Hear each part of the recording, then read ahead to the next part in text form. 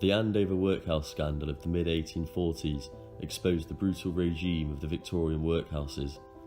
These events shocked the nation and as a result transformed the way the poor were looked after. It was common for conditions in workhouses to be bad. However, the Andover Workhouse scandal was a turning point in government action and caused national reform within the workhouse.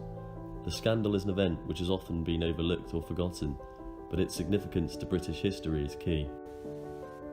The Industrial Revolution led to a growth in population, which in turn increased the number of paupers the government had to provide relief for. It became clear that the old Poor Law needed improving to cut back the amount of relief it was giving out. The Poor Law Amendment Act of 1834 changed the way that the government aided the poor. Almost all payments to people in their own homes were stopped, and now people had to go to the workhouse if they could not earn. These workhouses were to act as a deterrent, meaning they quickly got a reputation for being fearsome, heartless places, yet the scandal at Andover would reveal just how terribly paupers were being treated. The master, Colin McDougall, was extremely strict and provided little and inadequate food rations.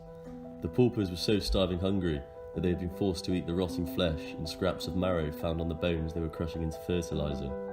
Many paupers were so desperate for food that fighting would break out amongst them when more succulent bones came their way. To make the scandal even more gruesome, it has been hinted that some bones may have come from local graveyards. Furthermore, there were concerning allegations of sexual abuse towards female inmates by McDougall and his son. There were also reports that a dead baby was buried with an old man to save on the cost of a coffin, and babies were dying without being baptised. In 1846, a parliamentary select committee investigated Andover. With the help of witnesses, appalling cruelty was revealed, largely due to the failings of the Poor Law guardians. 61-year-old Samuel Green, who was an inmate at Andover, was a witness at the inquiry. I was employed at the workhouse at bone breaking, the best part of my time.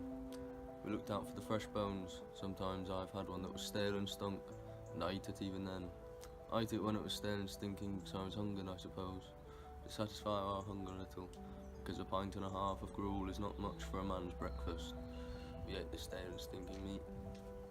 The findings of the inquiry led to the Poor Law Administration Act 1847, which replaced the Poor Law Commission with a Poor Law Board. This improved the supervision of the Poor Law, as increased parliamentary involvement led to more regulation. In the years following the scandal, a lot was done to improve the conditions for those receiving relief. By 1847, there was the Consolidated General Order, which controlled every aspect of workhouse life, such as diet and discipline. It became the Bible of poor law and workhouse operation. Importantly, it banned bone crushing as a form of work. The Andover Workhouse scandal caused a major review into workhouses up and down the country. It was crucial in exposing the appalling state of affairs in workhouses, triggering investigations into workhouse life. In 1848, Huddersfield Workhouse was found to have conditions even worse than Andover. Without the Andover scandal, the conditions may have gone unnoticed, delaying the changes to the Poor Law. The Andover scandal was essential to the amendment of Poor Law, as it provided the catalyst for change. The findings of the inquiry damned a system of care and created a consensus for change amongst society. Following the scandal, there was improved representation for the poor, with MP Thomas Wakeley raising the issue in Parliament.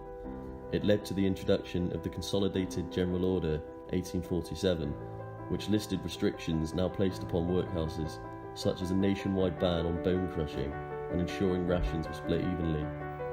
The scandal also provided the poor with greater value to their lives, as it raised awareness to their cause and gave them a sense of entitlement. Without the Andover Workhouse scandal, the amendments to the Poor Law would likely have been delayed, resulting in the paupers continuing to work in awful circumstances of which they had no control.